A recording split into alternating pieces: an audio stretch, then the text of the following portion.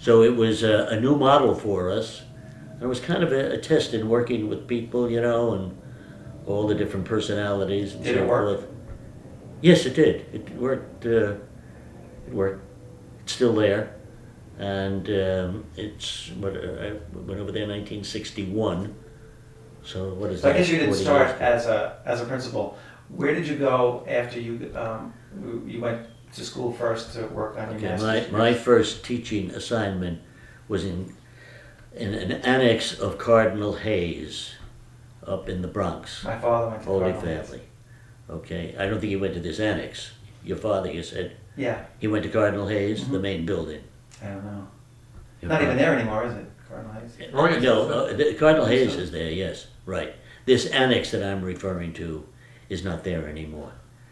Hayes, I think that's where he went. I Hayes think was he went to so the much in annex. demand, Catholic education was so much in demand at this time that Hayes had 5 satellite schools. They were all for freshmen. And the freshmen that graduated from those satellites went to the main building. So at that time, there were only 3 years of students in the main building. And the main building had over 2,000 young men in it in those days. You know. So there was a satellite branch in the East Bronx, yes, and Holy Family. I think Donald may have been assigned there at one time. But I was there just for 1 year, and it was a wonderful, wonderful year, because I was very concerned about the teaching. In fact, when I was talking with Patty Gleason about what I would do when I found out he was the big honcho and so forth, I said, I don't want to be a teacher. I said, I have no teaching experience, no education, no background in education or anything like that, you know. And so I said, I'll be willing to help him. We had co-adjutor brothers at the time, Yes, right? yes. So I said, I'd go in as co-adjutor. I said, there's plenty of work to be done in a huge building like that and so forth. So he said, all he would ever say is, well, we'll see. But we'll see how it works out, you know. So when he came up on visitation every now and then to the novitiate, meaning to see how things were going with everybody, and he'd talk individually with people, you know, I'd ask him, I said, hey, what about, you know, at the end of this year, I don't need any more education, I got the degrees and so forth. Oh, we'll see. Now he said, make sure now you do a lot of, what was it, CCD teaching up here. Well, he counted that as experience, you know, because I taught kids catechism in the local parishes. And he said, you go in, you try teaching for a year, and then we'll talk again. So. Did he do that to everyone? Oh, I think that almost everybody else wanted to be a teacher. They came in to be a teacher. But I was probably under the impression that in order to go into a classroom, you had to have a lot of educational background, educational courses and so forth, you know.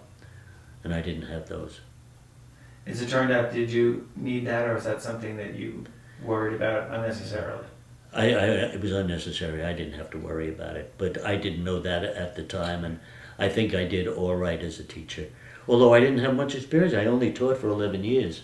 And then after that, everything was administration after that. What did you teach? Economics? Well, I taught social studies. You know, I didn't teach a course in economics.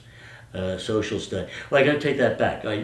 During the summers, I taught the scholastics. Those who had finished the novitiate, needed college, went into a scholasticate and went to Iona College. So that's when I went to the college. But it was just for the summer. During the summer courses or in the evening, I would teach. And I always had a class of nothing but brothers. So I taught them the economics. I wasn't afflicted though with Bob. So you went all this time, you were from where you started at West Park until you actually taught. How many years is that of training and going to school before you actually started teaching? Well, I started to teach in 1950. Okay, just the 1 year of novitiate training. then because I had my bachelor's degree, I didn't have to do any kind of teacher training. Oh, so you went right away? I went right into the classroom. Oh, I right was after- thinking that many years of... No, in other words, I didn't do any scholastic work. And I you were went teaching right social in- studies? I was teaching social studies. Oh, I had a lot of them. I had social studies that first year. I had algebra, religion, and history, and English. So I had 4 of them that year. And I was a coach of the basketball team. Excuse me. I had to find out which Little one, was, trouble. which one is the basketball. Yeah. That was just the classroom. That was the fun of that whole year. Every class, there were 7 freshman classes, okay, and they were going to go then to the main building. The 7 classes each had its own team, and we played intramurals, and Yeah. then had a winner and so forth. My room, we were on the 4th floor, room F, 4 Fs. We were the 4 Fs. And we won. And you did? We won, yes. You must have had a lot of good players. Well, no, they were good players. I turned it over to them, basically, pretending I knew what they were planning to do. I said, you just clear everything with me. Tell me what you think we should do, because you know these kids and so forth. And what, So I fooled my way through the year. And ended up having to play for the championship against 4D.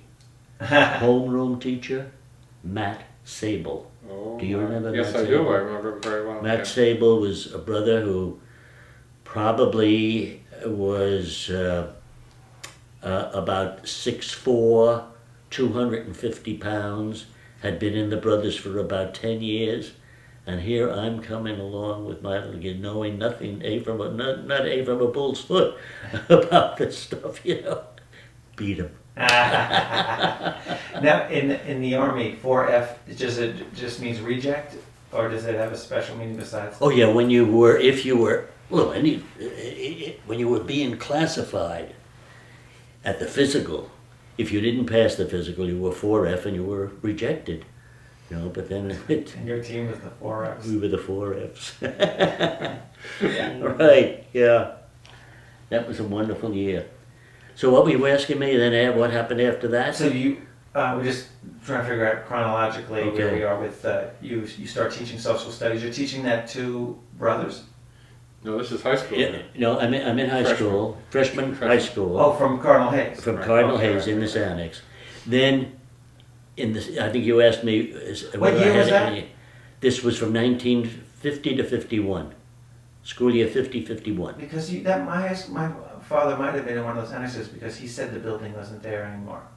And that Okay, that's good, yeah. he could have been in Right. one of the annexes. And then, I'm sure he had to go to an annex at that time. Mm. And that was the East Bronx annex. Then the next year, at the end of that year, I was assigned to Powell Memorial. And I was there for 10 years as a teacher in that building. And then from there, I went to Staten Island as principal. And that's when I stopped formal teaching. Did you get out of power before Lou Alcindor went there? No, I I signed his papers into the school. So I was sitting at the desk as these little kids were coming, I say, hiya, yeah, sign this and so forth. And then I saw a belt. And fresh, I said, you want to go to the college across the high school, across the street of the college, So he was being accepted, or starting at Power. So he was tall as a freshman, right? He was very tall as a freshman, way over the heads of the other kids, yeah. But no, when he reported for class, I had been transferred to Staten Island, Monsignor Farrell. Yes, Monsignor Farrell. And I was principal there for 6 years. You went from teaching to principal right away, like that? Well, I was Teaching 10. a short time. I was 10 years. Oh, 10 years. I was 10 years at Power, yeah. So I had 11 years of teaching under my belt, and then I went